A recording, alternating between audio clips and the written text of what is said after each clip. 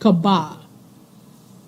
Kaaba is the holiest site in Islam, often called by names as Bayt Allah, also known as House of Allah, metaphorically meaning Allah's residence.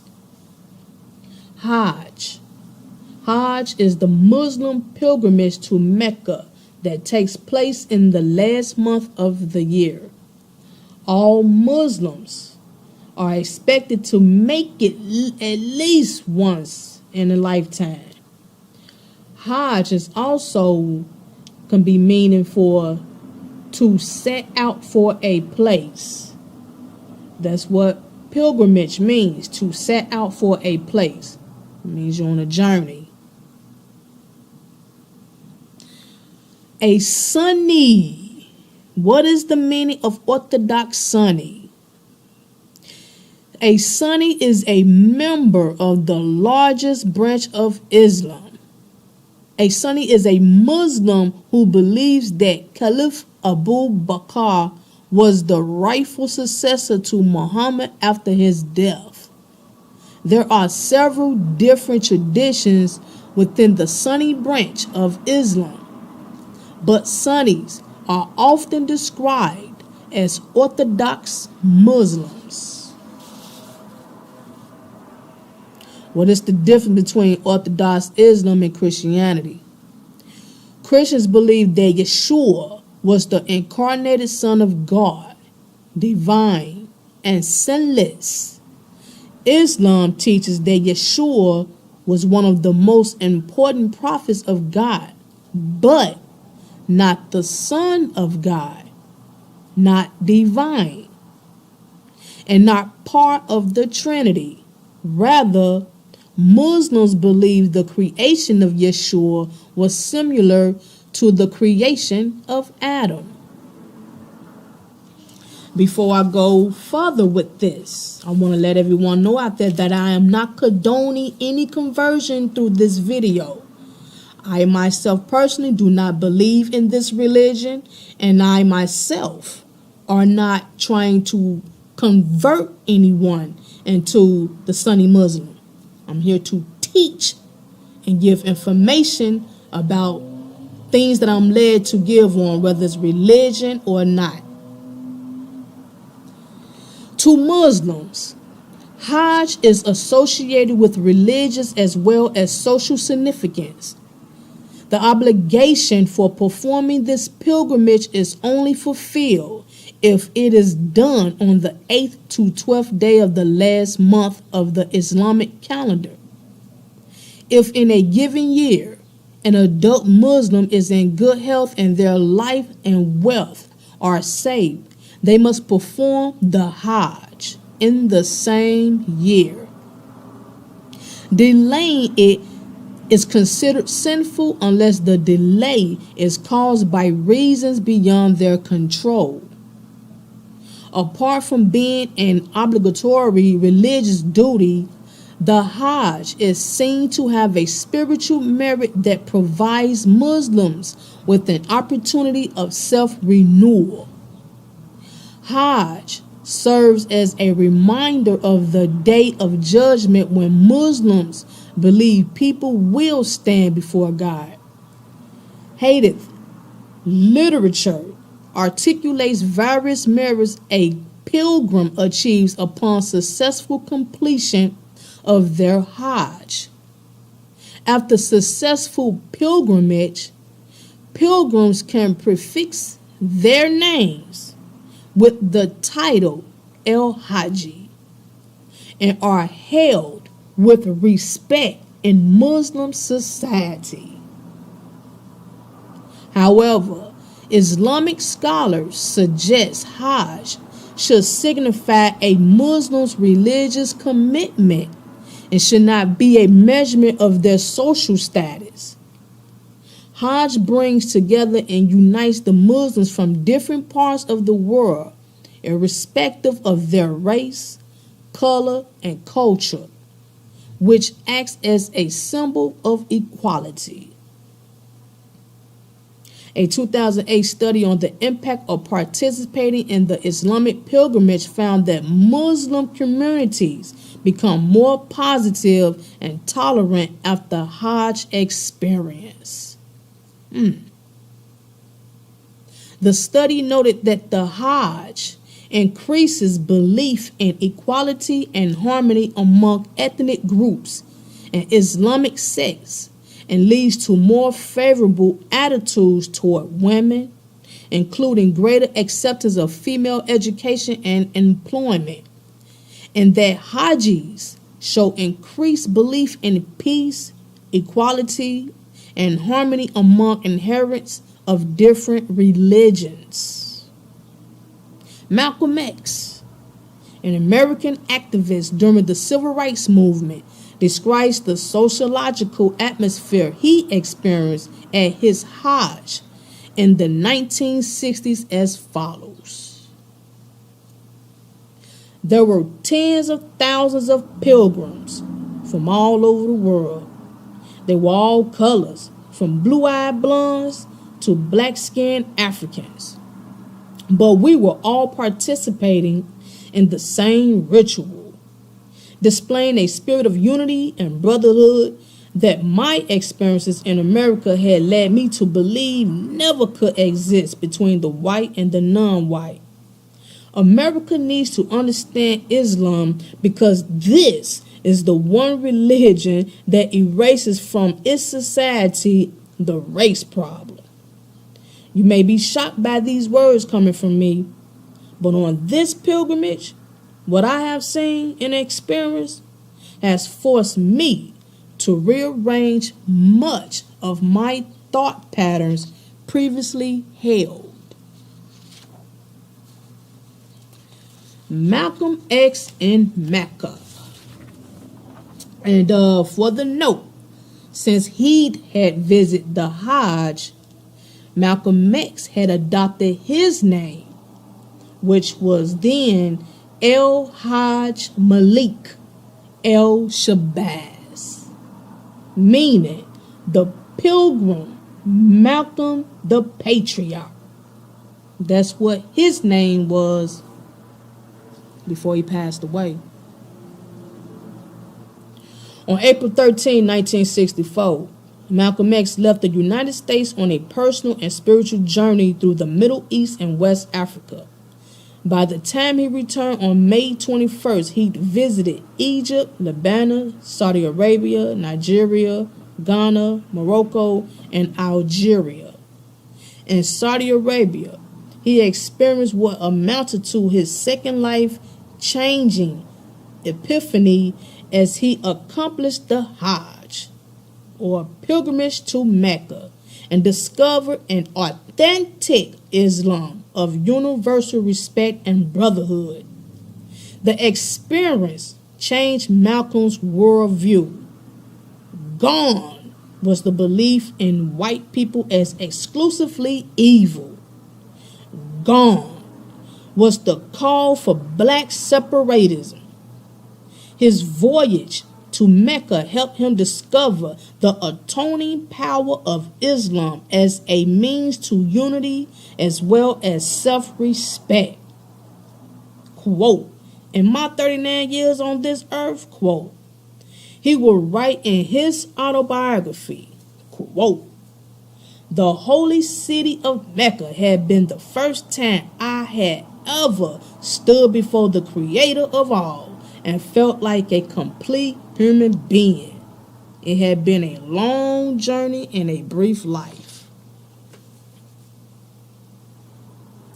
Before Mecca, the Nation of Islam, Malcolm's first epiphany occurred 12 years earlier when he converted to Islam while serving an 8 to 10 year prison sentence for robbery. But back then, it was Islam according to Elijah Muhammad's Nation of Islam, an odd cult whose principles of racial hatred and separatism and whose beliefs about white people being a genetically engineered race of devils stood it in contrast with Islam's more orthodox teachings. Malcolm X bought in and rapidly rose in the ranks of the organization, which was more like a neighborhood guild, albeit a disciplined and enthusiastic one, than a nation. When Malcolm arrived, Malcolm's charisma and eventual celebrity built the Nation of Islam into the mass movement and political force it became in the early 1960s. Delusions and independence. The Nation of Islam's Elijah Muhammad turned out to be much less than the upstanding moral paragon he pretended to be. He was a hypocritical serial womanizer who fathered numerous children out of wedlock with his secretaries. A jealous man who resented Malcolm's stardom, and a violent man who never hesitated to silence or intimidate his critics. His knowledge of Islam was also relatively slight. Imagine, quote, being a Muslim minister, a leader in Elijah Muhammad's Nation of Islam, quote, Malcolm wrote, quote, and not knowing the prayer ritual, quote. Elijah Muhammad had never taught it. It took Malcolm's disillusionment with Muhammad and the nation finally to break away from the organization and set out on his own, literally and metaphorically, to the authentic heart of Islam. And there you have it. So I made a video. I was assuming that he was being enlightened by Yeshua HaMashiach, but that was not it.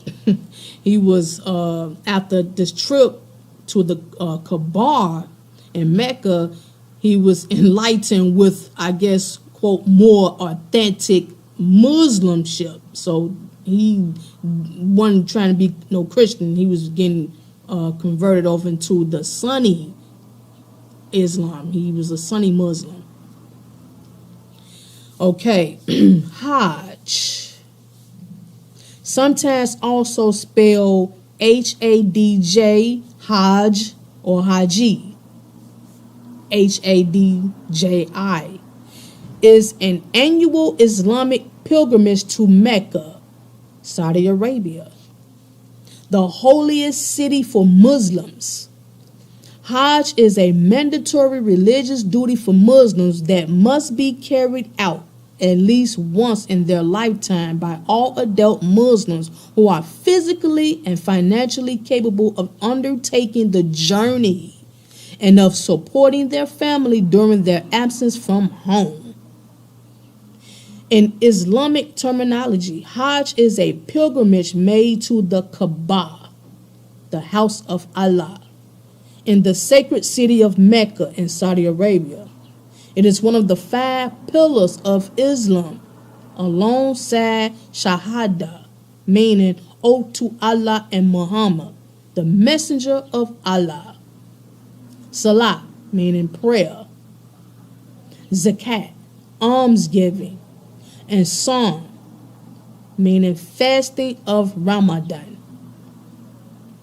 The Hajj is an annual practice when Muslim brotherhood is on display and their solidarity with fellow Muslim people.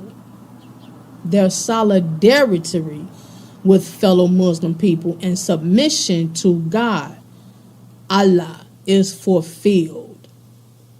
The word Hajj means pilgrimage made to the Kaaba, a long, pious journey taken by Muslims to cleanse their souls of all worldly sins, which connotes both the outward act of a journey after death and the inward act of good intentions.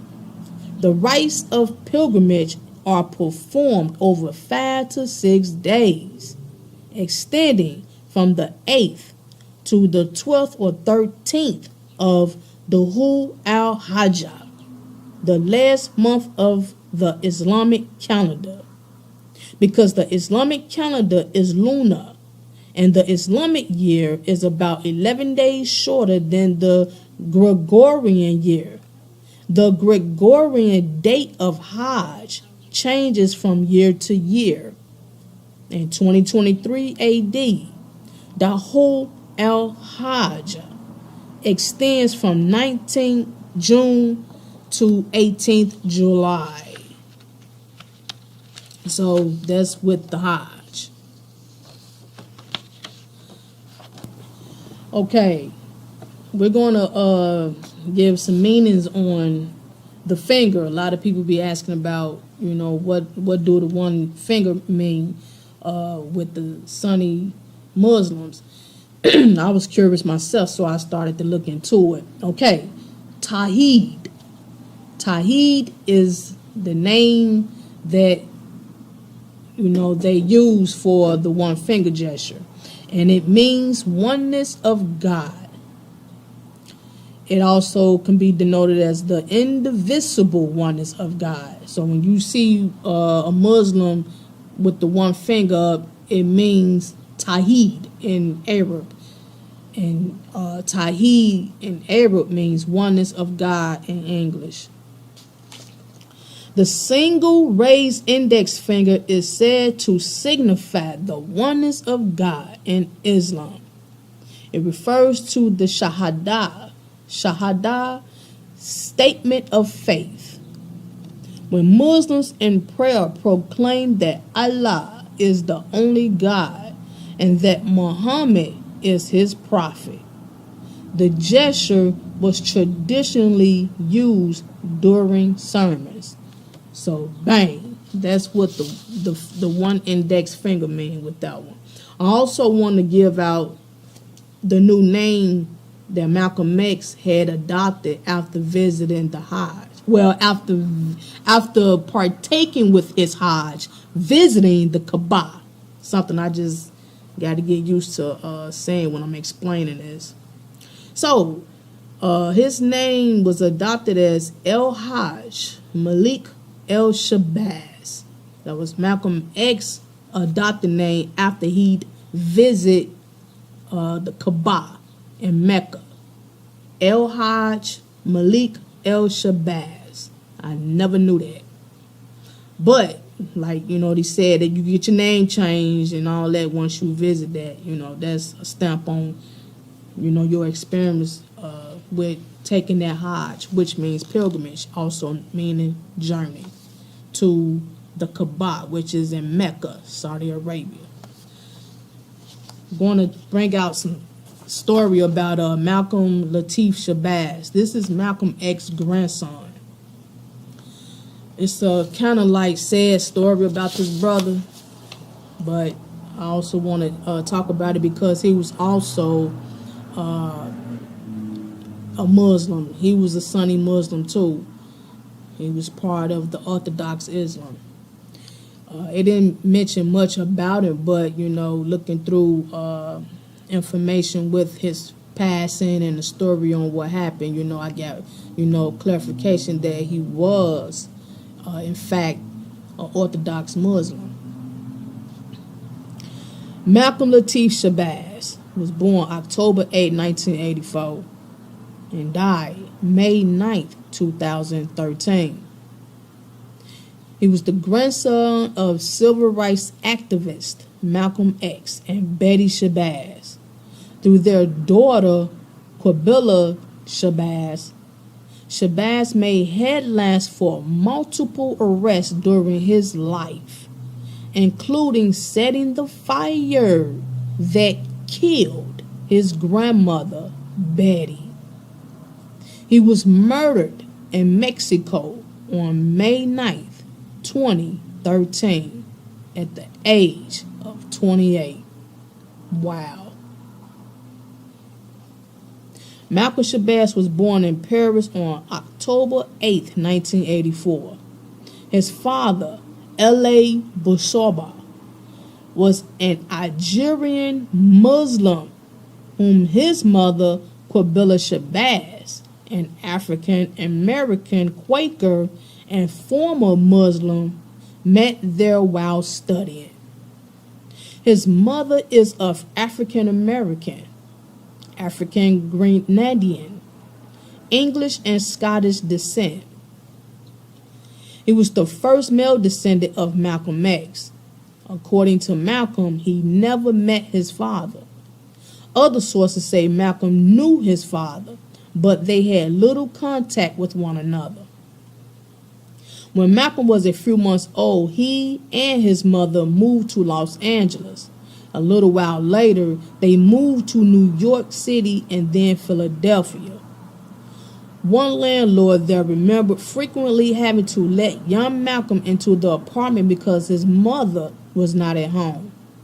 Malcolm showed some evidence of disturbance as a child.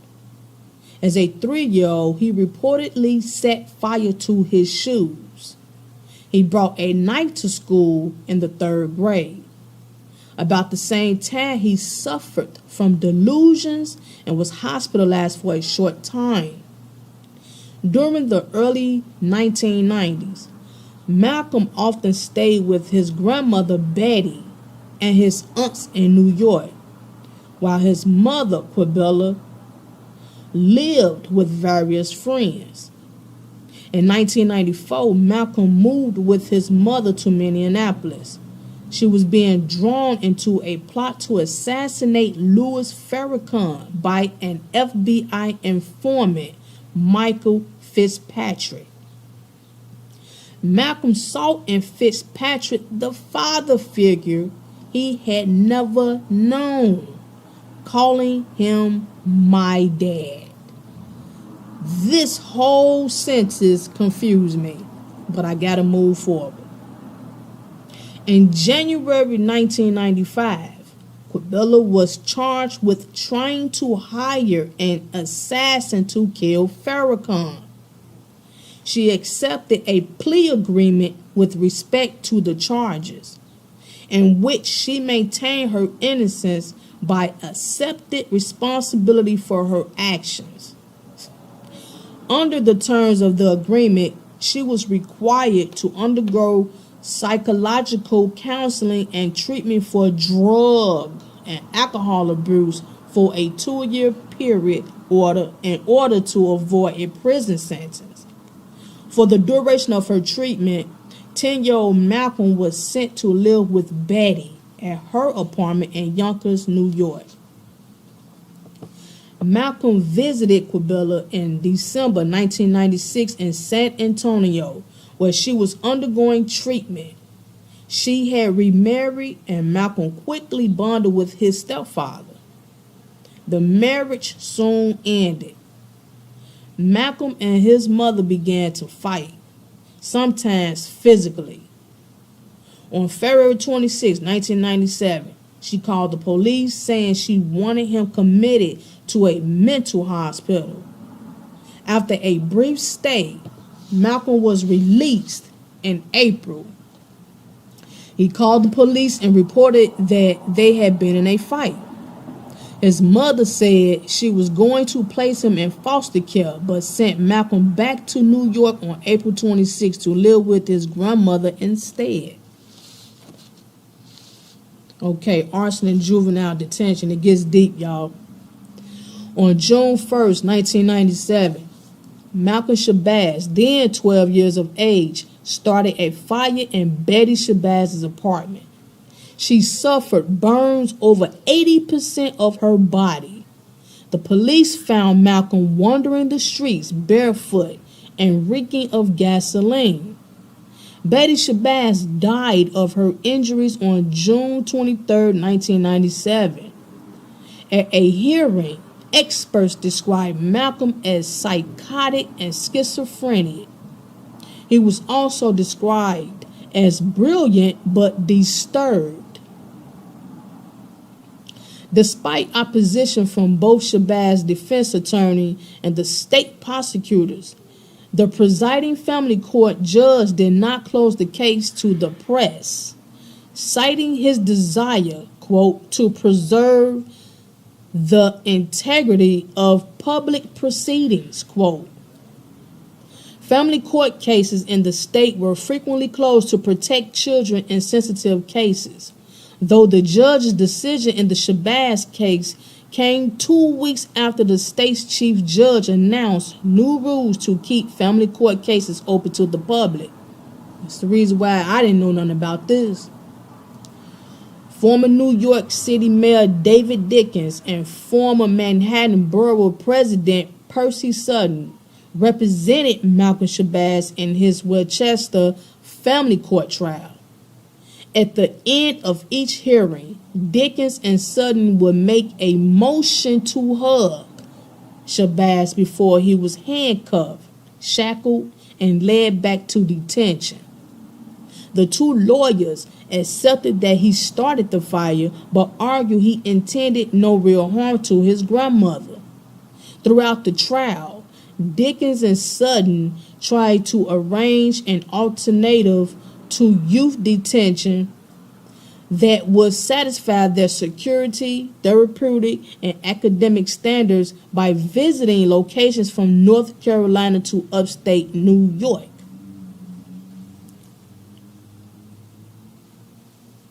Shabazz pleaded guilty and was sentenced to 18 months of juvenile detention at Hillcrest Education Center in Pittsfield, MA,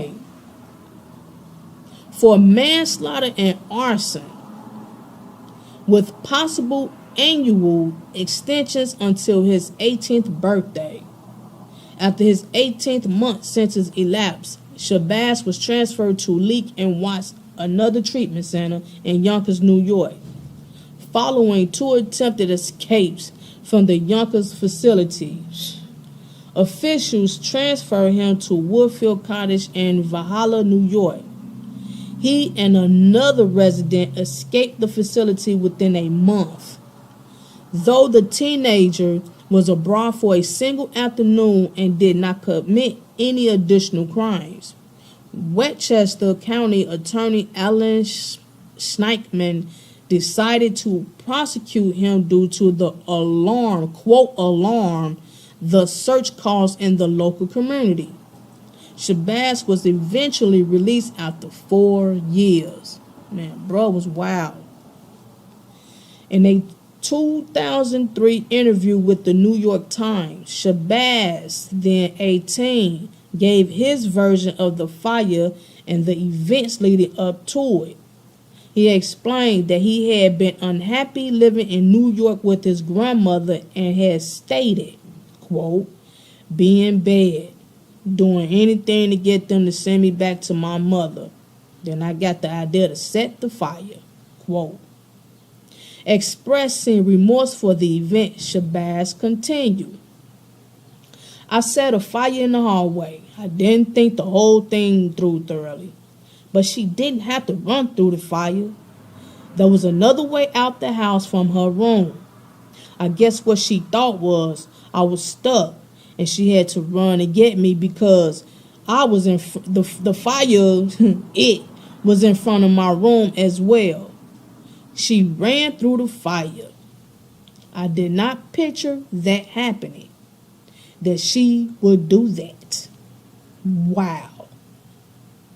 She ran through the fire to come save your butt.